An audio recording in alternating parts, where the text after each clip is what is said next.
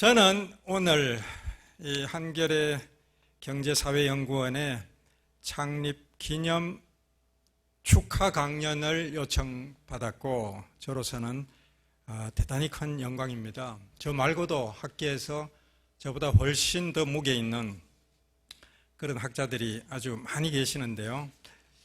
하필은 왜 저를 지목했을까 좀 의아하기도 하지만은 받은 제목이 진보 싱크탱크에 나아갈 길 이렇게 되어 있습니다. 그래서 그걸 한 두세 페이지 써왔습니다만은 제가 이걸 일찍 썼으면 자료집에 들어갔을 텐데 좀 다른 바쁜 일이 좀 많이 있어요. 제가 정년퇴직이기 때문에 연구실을 며칠 내로 비워줘야 되고 연구실 청소 정리 40년 쌓인 걸 정리하려니까 시간이 많이 걸립니다.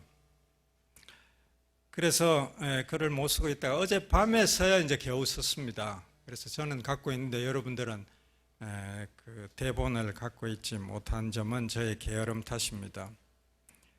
제목은 진보 싱크탱크에 나아갈 길이라고 되어 있는데 제가 볼 때는 오늘 와서 보니까 이 제목이 이 땅에서 청년으로 사는 것 이렇게 되어 있는데 좋은 제목이네. 문학적인 제목이죠.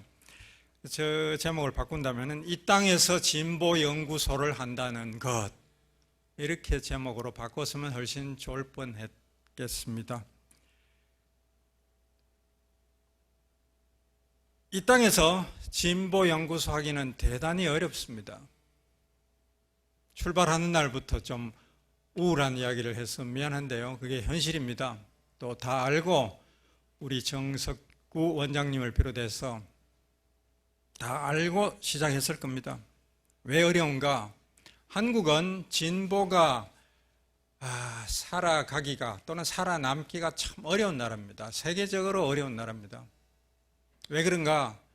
근현대사를 보면 알 수 있죠. 한국의 근현대사는 좌파가 끊임없이 박해받은 역사입니다. 지난 100년의 역사가 그렇습니다. 일제시대 때 독립운동을 한 것은 처음에는 좌우파가 같이 했어요. 3.1운동 때까지는 좌파 우파 구분도 없었습니다. 1920년대 신관에 할 때는 좌파 우파가 연합을 해서 손을 모아 같이 했습니다. 그 후로 분리가 되기 시작했고 1930년대 이후에는 일본의 탄압이 일본의 군국주의가 한층 더 도를 강화하면서 말하면 만주사변을 일으켰고 1931년에 1932년에 만주국을 만들었고 1937년에는 중일전쟁을 일으켰고 계속 군국주의로 치달았죠. 그러면서 독립운동을 대한 탄압도 점차 도를 더 강화해 갔습니다. 그래도 좀의 숨통을 틔워준 것이 1920년대 소위 문화통치라고 하던 시대겠죠. 그때 총독이 사이토 미노루라고 하는 일본 해군 제독 출신의 총독이 와 있었습니다. 왜 해군이냐? 나머지 9명의 총독은 육군 출신입니다. 육군은 보수 강경파가 많고요. 해군은 온건 입헌 군주제를 지향하는 영국식 입헌 군주제를 모델로 삼는 사람이 많습니다. 왜? 일본의 해군은 영국을 모델로 했고 일본의 육군은 독일을 모델로 했기 때문에 그렇습니다. 그래서 한국을 짓밟은 일본은 9명의 총독을 육군 출신을 보냈습니다. 딱 한 번 사이토 미노루 해군 제독을 보냈는데 그것은 3.1운동 때문에 깜짝 놀라가지고 좀 바꾸어 보기 위해서 문화통치라는 이름을 걸고 사이토 미노루를 보낸 적이 있었습니다. 그거밖에 없습니다. 그 반면 대만에는 우리보다 대만은 1895년부터 식민지가 되기 때문에 15년이 더 깁니다. 식민지가. 그런데 대만 총독은 전부 해군 제독을 보냈어요. 그래서 훨씬 좀 부드럽고 다 같은 식민지인데도요 일본 육군처럼 무지막지하게 짓밟지는 않았습니다. 그래서 대만 사람들은 우리하고 생각이 좀 다르고요 일본의 식민지에 대한 반감이 훨씬 약하고 오히려 상당한 호감까지도 갖고 있습니다. 그게 우리하고 차이입니다. 30년대 이후 한국은 철저하게 헌병통치, 무단통치로 독립운동을 짓밟았습니다. 그 역경 속에서 우파들은 포기했어요. 독립운동을. 우파치고 계속 지조를 지키면서 독립운동한 사람 아무리 생각해내려고 해도 잘 없습니다. 여러분들이 조정래 선생의 태백산맥을 읽어보면 그런 과정이 잘 그려져 있습니다. 우파는 기회주의로 변절하고 좌파는 끝까지 살아남아서 굽히지 않고 싸웠습니다. 그 대비, 그것을 태백산맥이 잘 그리고 있고, 그것이 해방 후 우리의 역사, 그리고 전쟁, 그 좌우 대립, 그것에 결정적으로 중요한 배경 요인입니다. 그걸 모르고는 우리가 한국 현대사를 알 수가 없는 겁니다. 현재도 이해를 할 수가 없는 겁니다. 그래서 좌파는 극단적으로 탄압을 받았고, 그럼에도 불구하고 끝까지 굽히지 않고 싸웠고, 좌파는. 우파는 다 숨고 고개를 숙였습니다. 그게 한국 우파의 부끄러운 과거이고, 그래서 한국 우파는 지금도 계속 부끄러운 짓을 하고 있습니다. 자랑스러운 우파가 한국 전통에는 없는 겁니다. 그게 영국과 한국의 차이입니다. 왜 우리는 자랑스러운 보수, 합리적인 보수가 없느냐? 역사가 그렇게 만든 겁니다.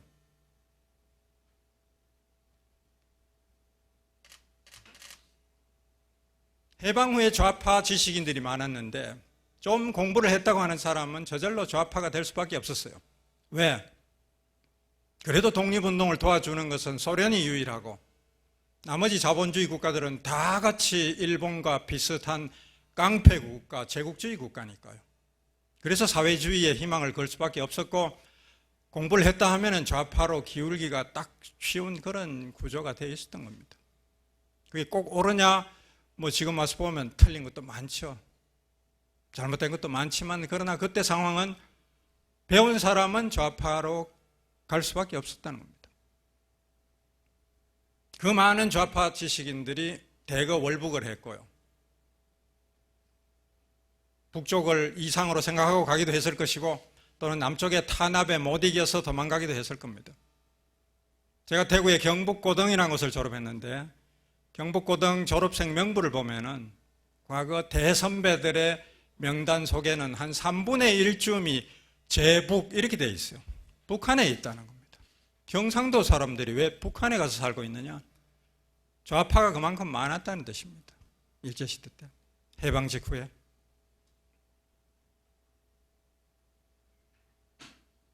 그래서 남쪽에는 좌파가 거의 씨가 마르고, 살아남은 좌파는 끊임없이 감시와 탄압과 그리고 해직, 고문, 투옥을 각오해야 되는 가시밭길을 걸었습니다. 그래서 한국엔 좌파가 별로 없고 우파만 살아남는 그런 기형적인 나라가 된 겁니다. 그래서 선진국은 대체로 좌파, 우파가 균형을 이루고 서로 논쟁을 하고 정권을 주고받는데, 한국에는 그게 안 되는 것이죠. 기울어진 운동장입니다. 그래서 한국에서 진보하기는 정말 독립운동하는 것처럼 어렵고요. 우파하기는 참 쉽습니다. 좋은 토양에서 아주 우군이 많고요. 도와주는 사람 많고 전혀 걱정 없이 우파할 수 있습니다. 그래서 한국에서 진보하기 참 어려운 겁니다. 한겨레 신문이 탄생한 것만 해도 기적적인데 오래 살아남았고 날로 성장하고 있습니다. 연구소를 만들어서 경제연구소, 사회정책연구소 2개를 갖고 있다가 통합해서 확대 발전하는 날입니다. 바깥에 들어 연구소들이 많은데 대체로 우파 보수가 많습니다. 재벌들 다 연구소 갖고 있고요. 재벌이나 대기업이 연구소를 도와줄 때는 보수 쪽은 잘 도와줍니다. 재정 후원을 하는 것을 거리키지 않습니다. 그러나 좌파 진보 연구소가 생겨서 도와달라, 안 도와줍니다. 왜? 도와줬다가는 어떤 보복을 정권으로부터 받을지 모르기 때문에 겁이 나서 안 도와주는 것이죠. 그래서 기울어진 운동장이 재벌 대기업의 그 돈의 힘 때문에 더 기울어져 있습니다. 그만이 아닙니다. 또 더 기울어지게 만드는 요인이 있습니다. 최근에 대학입니다. 대학이 살아있다면 대학에서 진보 연구를 기대할 수 있죠. 근데 한국 대학은 지금 매년 표가 날 정도로 죽어가고 있습니다. 오늘 한겨레 신문 일면에 보면은 부산대 교수가 총장 직선제 간선제에서 총장 간선제로 가는데 반대해서 투신 자살을 한 것으로 나타나요. 저도 지금 방금 읽고 깜짝 놀랐습니다. 왜 그러냐? 직선제 간선제 오늘 주제가 아니니까 길게 얘기하지 않겠습니다만은 직선제 문제 많죠. 뭐 패거리 문화 뭐 어쩌고 합니다. 그런 문제 있습니다. 그러나 교육부가 강요하는 간선제보다는 낫습니다. 교육부가 강요해서 경북대학도, 제가 있는 경북대학도 작년부터 간선제 채택할 수밖에 없었어요. 굴욕적으로 하기 싫지만 할 수밖에 없는데 왜? 그거 안 하면은 예산 지원을 끊겠다고 하니까. 그렇게 해서 모든 국립대학이 굴복해서 간선제로 갔는데 그 간선제는 직선제보다 못해요. 단점 투성입니다. 그런 걸 교육부가 강요하고 있습니다. 그것만이 아니고 교육부는 몇 년 전부터 성과 연봉제 한다 그래가지고 교수들 전부 점수를 매깁니다. 강의하고 나면 강의 평가에서 점수 매기고요. 논문 몇 편 썼다 그러면 점수 매기고 소수점까지 따져서 점수 매기고 또 어떤 사립대학은 외부에 가서 이런 강연했다 그러면 점수 좀 올려주고 뭐 이런 식으로 해서 점수의 노예를 만들어 놨습니다. 세계 대학치고 이렇게 대학 교수들을 점수 매겨서 평가하고 연봉 깎고 올려주고 재임용에 탈락시키기도 하고 이런 나라 없습니다. 대학 아닙니다, 이거. 분노할 수밖에 없어요. 우리나라 교육부가 수준이 그거밖에 안 되는 겁니다. 자기들은 뭐 경쟁주의, 경쟁을 해야 교수들이 연구를 한다고요? 천만의 말씀. 교수들을 기회주의자로 만들고 논문이 점수 많이 받아요. 책 쓰면 점수 별로 못 받아요. 책은 두꺼우니까 시간 많이 걸리잖아요. 전부 짧은 논문 씁니다. 논문을 1년에 몇 편씩도 쓰고요. 경제학 교수 중에 1년에 50편 쓰는 사람도 있어요. 논문 한 편을 쓰면 누가 읽느냐? 본인이 물론 읽고요. 익명의 심사위원이 2명이 읽습니다. 3명이 읽고 끝입니다. 거의 쓰레기통으로 들어갑니다. 그 뭐 때문에 쓰는 겁니까? 그 논문.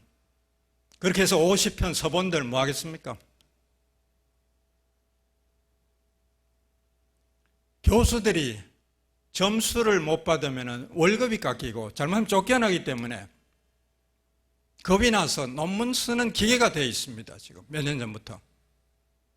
저는 올해 정년퇴직이기 때문에 이제 강의 끝났습니다. 8월 말로 정년퇴직이기 때문에 제가 5년 전부터 결심하고 논문을 한 편도 쓰지 않았습니다. 그전에는 저도 열심히 썼었어요. 근데 이 경쟁주의의 광풍을 보고 제가 분노해가지고 나는 그 경쟁하지 않겠다. 나는 꼴찌해도 좋다. 성과연봉제에서 월급 깎여도 좋다. 우리 과의 동료들 더 많이 받아가시오. 하고 논문을 한 편도 저는 쓰지 않았습니다. 지난 5년간. 책은 썼습니다. 책은. 여러분들 책이 중요하겠습니까? 논문이 중요하겠습니까? 압도적으로 책이 중요하죠. 여러분들이 중요한 책, 역사의 이름을 남긴 책, 플라톤부터 소크라테스, 공자, 맹자 다 책이잖아요. 퇴계, 율곡 다 책이잖아요. 정약용 책입니다. 학자들은 책을 써야 되는데 책 쓰는 학자가 지금 없고요. 왜? 점수 별로 못 받고 책 쓰는데 몇 년 걸리는데 몇 년 동안에 점수 없으면 쫓겨나니까요. 그렇게 해서 한국 대학에는 대작이 사라지고 있습니다. 대작이 있어야 되는데 그게 학문의 생명인데 대작이 죽었어요. 그리고 짠짠한 논문, 쓰레기통에 바로 들어가는 논문 쓰는 기계가 되어 있습니다. 대학이 죽은 겁니다. 그래서 대학의 사망입니다. 누가 죽였느냐? 교육부의 책임이 제일 큽니다. 교육부 당국자가 있으면 저하고 끝까지 토론할 수 있어요. 제가 장관이 나오면 나와보세요. 세계에서 이런 대학 없습니다. 분노할 수밖에 없어요.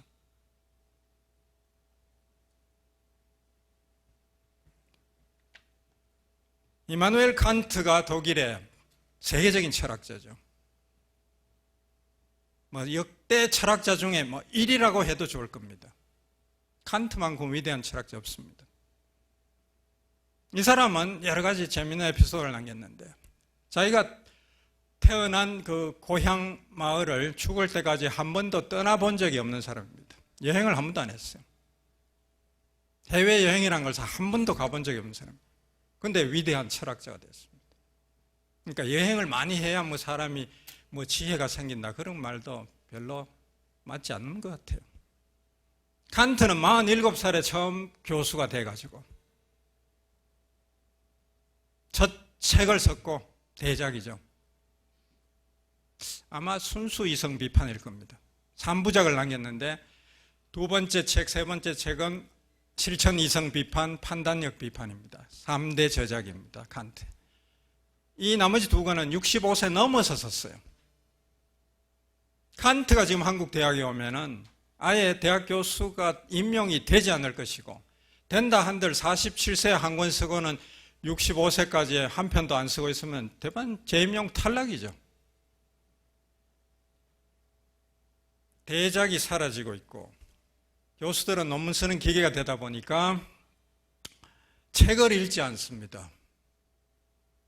논문 쓰는 데는 책을 별로 읽을 필요가 없어요. 논문 쓰는 데는 논문만 좀 몇 편 읽으면 됩니다. 그리고 컴퓨터 갖다 놓고 통계 넣어서 돌리면은 뭔가 나옵니다. 그걸 자료를 고문한다, 이렇게 영어로 표현하는데, 자료를 고문하면은 언젠가는 그 자료가 자백할 것이다. 자기 죄를 실토할 것이다. 유명한 미국의 농담이 있습니다. 그게 교수들이 하는 일입니다. 일과입니다. 제가 자주 가는 우리 경북대 근처 대단히 큰 헌책방이 하나 있는데 25년째 제가 가고 있습니다. 그 주인이 갈 때마다 한탄을 해요. 매년 거기 매상이 떨어지고 교수들이 발길이 떨어지고 대학생들이 책을 읽지 않는다. 늘 개탄합니다. 요새 이게 대학입니까? 대학생도 책을 안 읽고 교수들도 책을 안 읽고 25년 전에는 아니랬습니다. 맞는 것 같아요, 제가 봐도. 여기 오늘 청년 문제인데요. 저는 청년들이 책을 안 읽는 거, 이것도 지금 중요한 청년 문제라고 생각합니다. 교수들도 물론 책을 안 읽지만 인터넷만 하면 되겠습니까? 아니라고 생각합니다, 저는. 도서관에 먼지 쌓인 책을 넘기는 것이 대단히 중요합니다.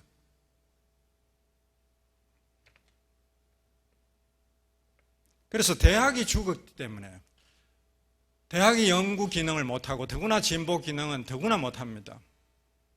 대학이 급속히 죽고 있고 더구나 보수화합니다. 대학에 있는 민교협이 신입회원이 들어오질 않고요. 교사들의 진보 단체인 전교조가 할 일이 대단히 많고 중요한 기관인데 젊은 교사들이 전교조에 가입을 하지 않습니다. 위기 상황입니다. 이것은. 한국이 급속히 보수화하고 위기로 가고 있습니다. 안 그래도 보수가 너무 과잉인 나라인데 젊은 피가 수혈되지 않는다는 것은 큰 문제입니다.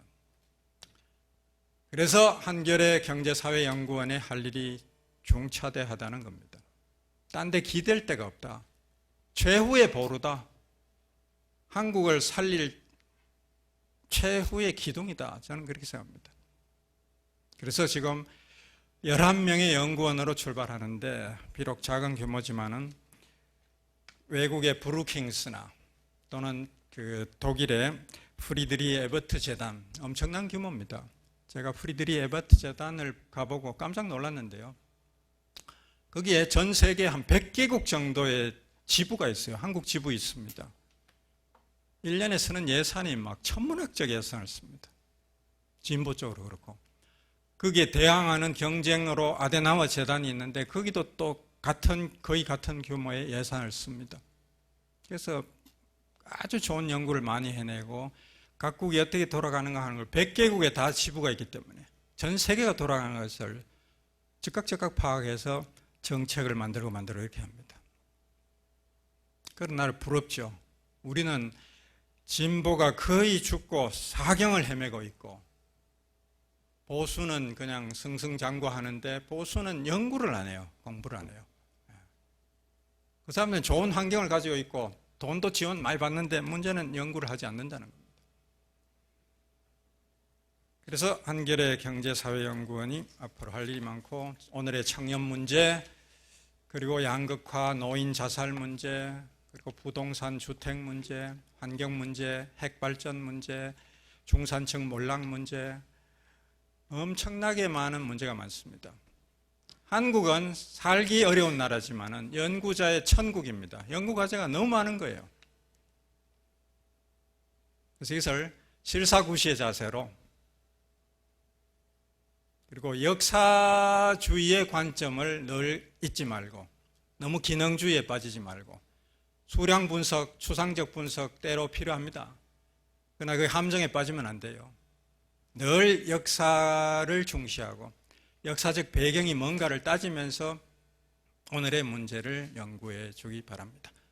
이상으로 축하의 말씀을 드리고, 다른 연구소보다 훨씬 오래 살아남고 앞으로 10년, 20년 뒤에는 세계적 진보 연구소로 우뚝 서기를 기대합니다. 대단히 고맙습니다.